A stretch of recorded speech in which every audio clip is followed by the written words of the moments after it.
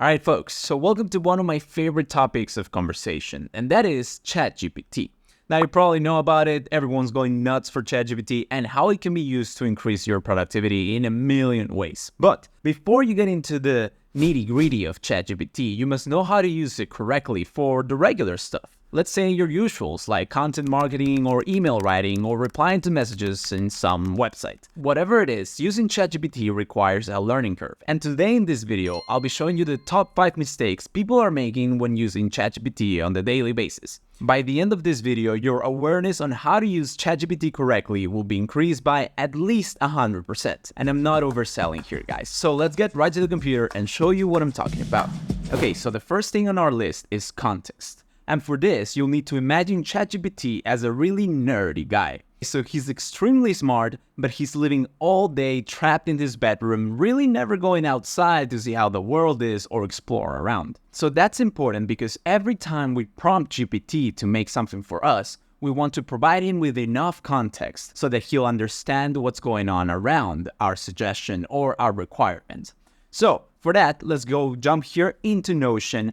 And you'll see that I pasted my context here just for you guys to have an overall idea of what type of context I'm referring to. So I'm just gonna read it quickly. I'm a digital nomad, a marketing manager, and copywriter. I post content on YouTube, Twitter, and Instagram for a community of early career professionals. All of my content is made specifically about how people can increase their productivity and achieve a life of travel and wellness.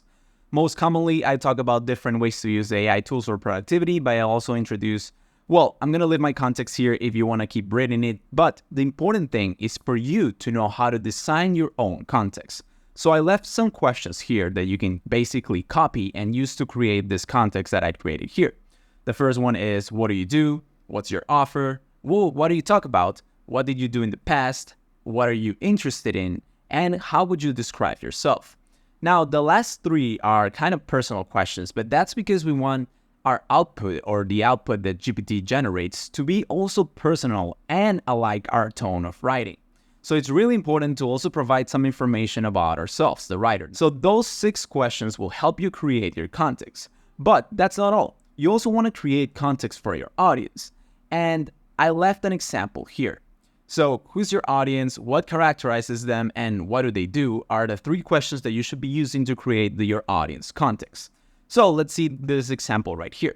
My audience consists of early career professionals, digital nomads, or aspiring digital nomads who want to increase their productivity, earn more money, and improve their career and lifestyle. They're often regular university graduates who are in their first decade of their career working corporate jobs. They want to travel and work remotely while exploring the world. So that's my audience example right here, and you can see it's pretty short, but it's also specific to a group of people. And that is what we're looking for. Once you get your context and your audience context in place, you want to keep them around because they'll be super useful in whatever prompt you give ChatGPT. And let's go to the second mistake most people do, and that is prompts themselves. Correct prompting, it's a whole art form. And the mistake that most people are making is they're giving really short prompts without a lot of instructions or constraints to the prompt itself. Now, this is a big no-no and a big mistake because ChatGPT can basically go through a bunch of information online and try to guess what you're trying to get. But that's not the correct way of going about it because usually we want to be super specific with what our output should be. And for that, you'll need to use longer prompts every time. We usually am using pretty long prompts, but I'll show you an example right here. We're back in Notion and I'm sharing this example of an IG post prompt. So I want you to write 3 Instagram post descriptions or captions for the post about, and here's where you would enter what your post is about, if it's an advertisement or if it's just a regular post about something. And then I proceed to explain to ChatGPT what are Instagram posts or the output that I'm looking for. So I tell him that there are texts that are published on social media platforms like Instagram and that they have the following traits. They provide value and education related to the topic. They're easy to read and skim. They have intriguing hooks. They have 10 to 25 sentences in total, and they have emojis throughout the text. Now, after giving him all those constraints, all that information about what an Instagram post is in my own words and what I'm looking for, then I'm providing him with my context and with my audience right below. So he gets even more information about who I am, about what I'm looking for, what are my goals, who's my audience, all of that. We're covering all of those bases in one prompt. And that is something to remember, guys. You want to be specific, but you want to give enough information to ChatGPT. But we're not quite done with the prompts. The number 3 mistake most people make is not providing examples for their outputs. So let's get back to this prompt I just showed you about writing an Instagram post. Now, this could be in a regular world where I would just leave it at that and provide ChatGPT with my context, my audience, and my instructions and constraints for writing. But if we want to take it a step farther and get something really similar to what we're looking to get, our output, the ideal output, then we want to provide ChatGPT with past examples of content that has performed well. And that is when we get into this post right here. So I'm just going to show you how this prompt looks, but now with examples inside. So you can see this is where we left off the last time. We left in my audience are, and then I go ahead and tell ChatGPT, here are 3 examples of past successful Instagram post descriptions or captions separated by new post. Then I just proceed to paste old posts there and separate them by new posts so GPT understands what's a post and what's the next one. That this is really important stuff, and just by adding 2 quick words to separate the post will help GPT understand what's a different post and what's not. So you should be careful and always include this kind of maybe tedious but necessary words in your prompts. So here you can see that I just went ahead and pasted 3 Instagram posts that I really like and that had performed well for me in the past. After that, I just tell him to silently analyze the Instagram post descriptions or captions I gave it, silently analyze the context and the audience, and then to use the insights that he got with the characteristics from all those examples to provide me with an output. You can see that I use some additional constraints there, but don't pay attention to those. It's just me trying to be more specific with my output.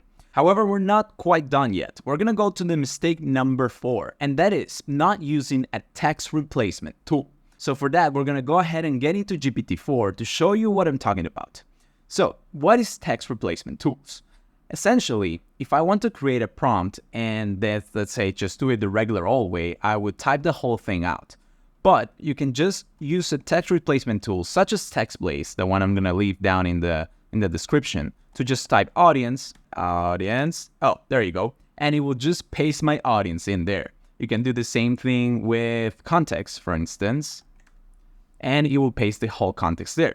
Now, we're going to start a new chat because I don't know what I'm doing here, and show you how this would work in an ideal scenario where we're using the text replacement to really help us build a prompt. So for instance, I'm here in a new chat and I'm going to go ahead and type Insta list. And this will write that whole prompt that we just saw in Notion here. And you can see that I have to tweak some stuff, right? I will go to the top of the prompt, and where I put enter description, I'm going to say Thanksgiving post. A Thanksgiving celebration post. Then I'm going to go down, and where it says give context, I'm just going to go there, type context. That will paste me context instantly, and then I will go to audience and do the same thing, just audience. And there you go. That's basically it. I provided it with examples, my context, everything else. The prompt is built out and ready in less than 5 seconds. So I'm just going to send this message, and we're going to go ahead and wait a little bit to see some of the outputs that he's going to give us. So there we go. Embrace the nomadic Thanksgiving, travel, turkey, and time management. Just because you're a digital nomad doesn't mean you have to skip the Thanksgiving traditions. Here's how I managed to celebrate while on the move. Now, that's a pretty cool post that I wouldn't have thought about myself. So you can see how GPT is just amazing at brainstorming and giving you ideas to take and polish yourself. Usually, I say ChatGPT gives us 85% good drafts, and that's a good place to start and a huge time saver. But let's wrap this video up with mistake number 5 most people make, and that is not teaching GPT to write like you. And there's a super simple way of doing this. So after you get your result for your prompt or your instructions on GPT and you're pretty happy with your output, you're going to go ahead and use a write like me prompt. This is a prompt that I've been using for a while now. It basically tells GPT, hey, thank you for that draft. Here are a few content examples I've created before. Now, learn my tone of voice from my past examples. Then you will proceed to actually paste the examples like I just showed you on the previous prompt, or upload a doc as well. GPT-4 now supports uploading docs and other stuff, so it should be pretty much the same. Also, learn about me and my experiences from my past content and include them in your output. Recreate the output while remembering the constraints I gave you in my prior prompts. Keep the basic structure intact and only adapt tone of voice and style of writing. So you can see that this Write Like Me prompt is filled with constraints. And that is because we don't want to change the output. We're pretty glad with it. But we want to change the tone and style of writing.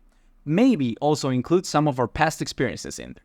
And that is why a Write Like Me prompt is just so necessary for you. So what you would do is go back to a text replacement tool like TextBlaze. And I'll be showing you TextBlaze right here so you guys can have a look at it in case you do want to get it. And TextBlaze will allow you to actually create a new snippet. It's this text replacement stuff. And let's say I'm just going to go ahead and create a new one, new snippet.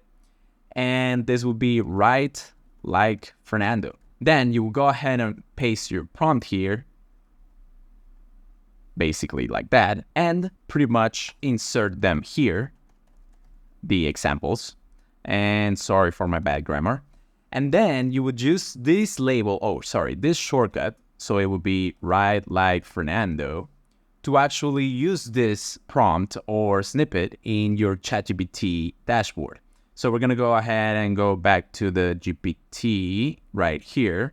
And you can see that if I just type it out, Write Like Fernando, it will go ahead and paste it there. So that's pretty amazing. And that's a combination of TextBlaze plus the prompts that we've been learning about in this video.